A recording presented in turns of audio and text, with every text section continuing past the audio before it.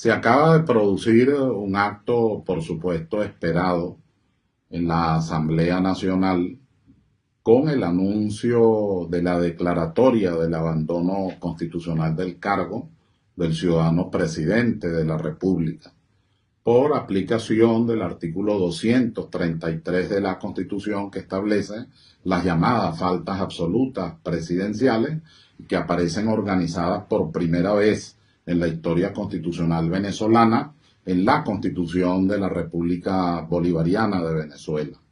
Lamentablemente, el mal uso, el juego demagógico, las mentiras colectivas, la trapacería permanente de muchos de los voceros de esa oposición que da la espalda a los intereses nacionales y a los intereses del país, crea alguna confusión que necesariamente hay que aclarar. En primer lugar, el periodo presidencial es de 6 años.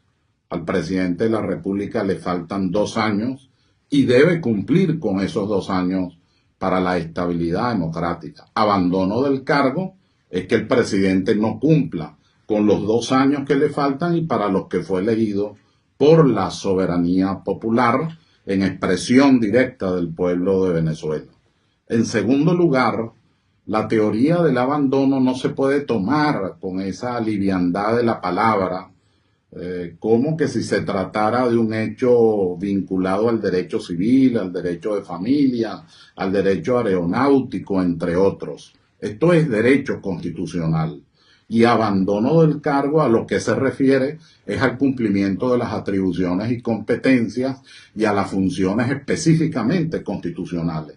Presidente, jefe de Estado, jefe de gobierno, jefe de la Administración Pública Nacional, comandante en jefe de la Fuerza Armada Nacional Bolivariana y superior jerárquico de la misma, entre otras muchas competencias y atribuciones que están a lo largo de la Constitución vigente en Venezuela.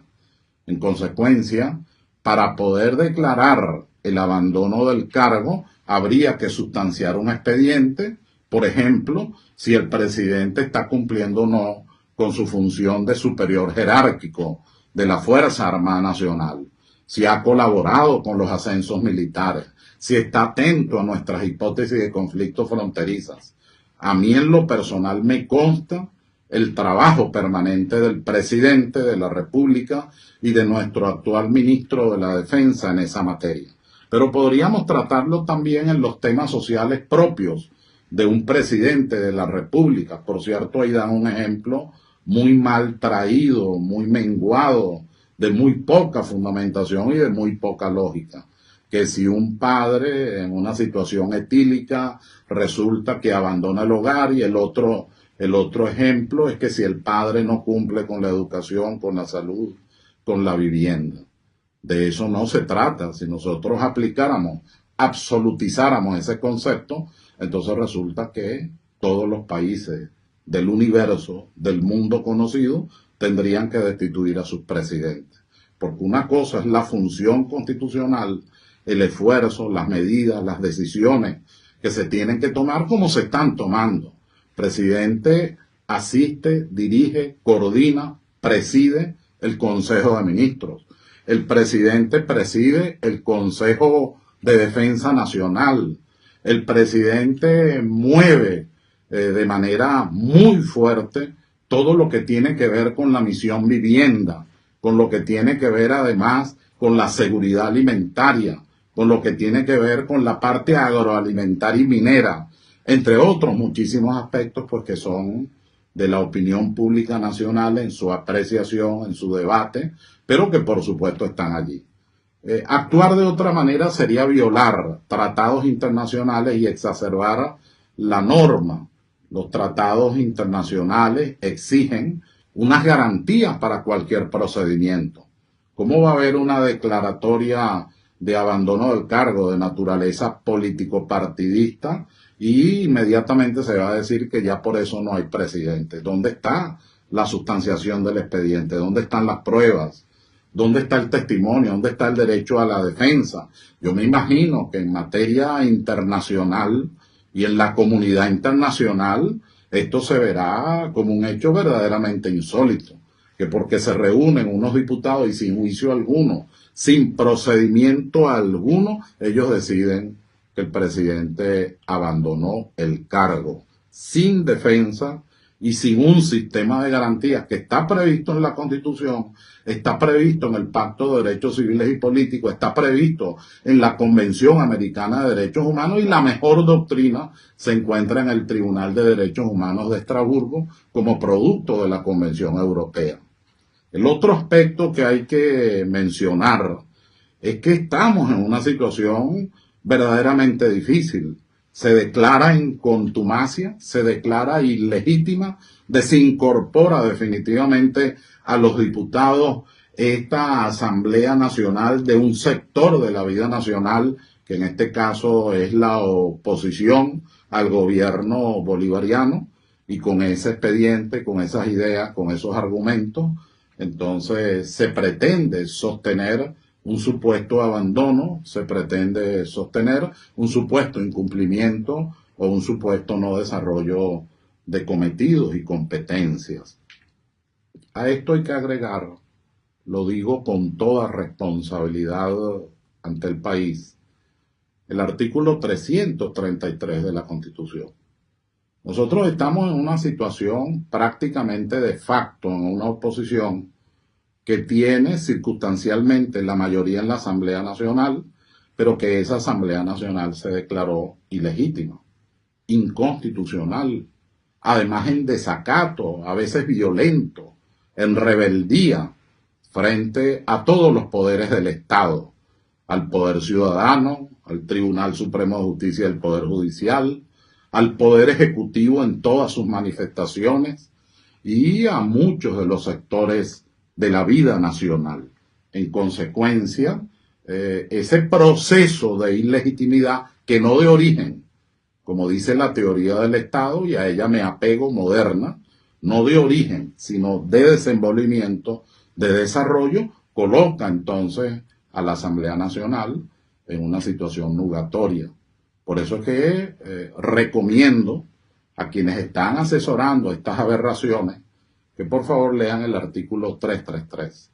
Cualquier ciudadano o ciudadana investido no de autoridad está en el deber de restablecer el orden constitucional cuando él ha sido modificado, violado, transformado por mecanismos no previstos en la Constitución. Este es un mecanismo que no está en la Constitución, porque supone un pronunciamiento sobre un expediente, supone el derecho a la defensa y supone además el juez natural, que es una de las garantías judiciales internacionales. ¿Quién sería el juez natural en un proceso político? Una Asamblea Nacional legítima, una Asamblea Nacional conforme a la Constitución. No puedo terminar esta intervención sin referirme a las posturas arlequinescas de un, hace horas, expresidente de la Asamblea Nacional y probablemente el peor presidente que ha tenido el Parlamento venezolano desde 1811 hasta 2016-17. Lamentablemente, el señor Henry Ramos Ayub, acostumbrado a la trapacería, a la intriga, a la cosa pequeña, traidor al llamado caudillo de AD, traidor a Carlos Andrés Pérez, traidor a Lucinchi, traidor a su propia gente, a la propia Acción Democrática, ahora quiere presentarse como un gran analista de la Constitución, después que tuvo que salir por la guardilla. Él de verdad entró por la guardilla. Él entró en lo chiquito cuando desmontó la imagen de Simón Bolívar porque no le gustaba. Yo le quiero recordar que cuando fue a mi casa y se quedó mirando al Libertador, le dije y lo he repetido varias veces: no exprese criterios equivocados o negativos sobre el padre de la patria, porque esto no es la Asamblea Nacional. Esta es mi casa, este es mi hogar, aquí se respeta a Simón Bolívar, y de usted expresarse mal, usted se tiene que ir inmediatamente. Por supuesto, eludió aquello, se dedicó a hablar de que tenía malos constitucionalistas, que 700.000 abogados que ninguno servía. No voy a dar los nombres porque no puedo caer en el mismo miasma putrefacto que su verbo lamentablemente ha generado en este momento y para las nuevas generaciones.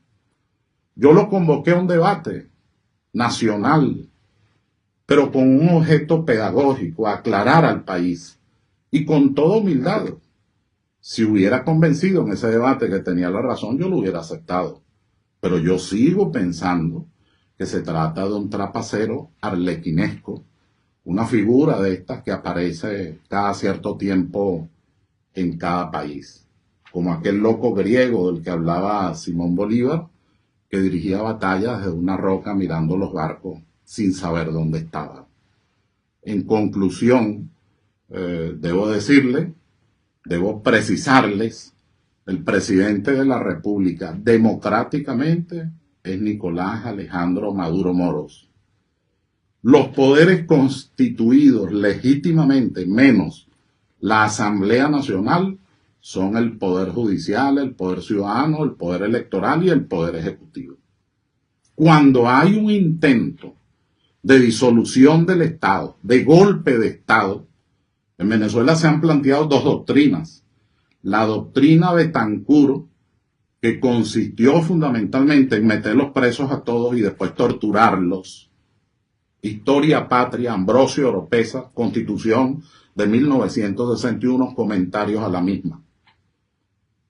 Y la otra posición, que es la que ha asumido el gobierno bolivariano, que es la tolerancia, el respeto a la democracia, el respeto a la opinión distinta, como decía Voltaire, prefiero dar mi vida, pero que te expreses. Bueno, de esa manera es que lo hace el gobierno bolivariano.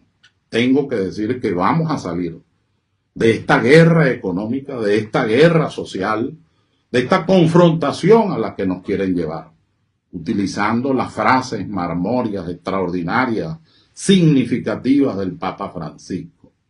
La paz a través del diálogo. Hay que sentarse a dialogar, pero con sinceridad, con la verdad, no con actitudes trapaceras, y muchísimo menos con un verbo menguado y lamentable, que recuerda muchas de las novelas venezolanas. En este momento recuerdo a Rufino Blanco Fombón, a Rómulo Gallegos, entre otros, como muchas veces definieron en la política ese tipo de personajes. Rómulo Gallegos lo llamaba Mujiquita. Bueno, señor Ramos Ayub, mi debate está a la orden, aunque ahora no sea presidente de la Asamblea Nacional, pero está a la orden para construir. Está a la orden para el mejor porvenir de Venezuela. Está a la orden para que de verdad confrontemos ideas. Repito, el presidente de la República es el señor Nicolás Maduro Moros. No procede el abandono constitucional del cargo. No se siguieron los procedimientos que establece la propia Constitución y la Asamblea está entrando ahora en una fórmula distinta de los golpes de Estado.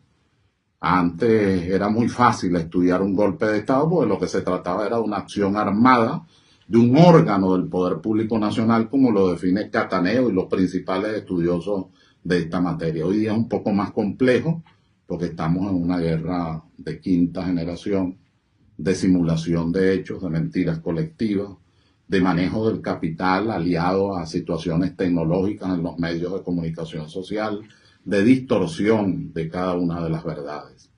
Pero el pueblo no se engaña, el pueblo sabe quién le miente y el pueblo venezolano tiene una gran experiencia y por eso al día de hoy no han logrado que aquí se produzca un Caracazo o que aquí se produzca una especie de guerra civil con lo que pareciera que se sentirían muy bien.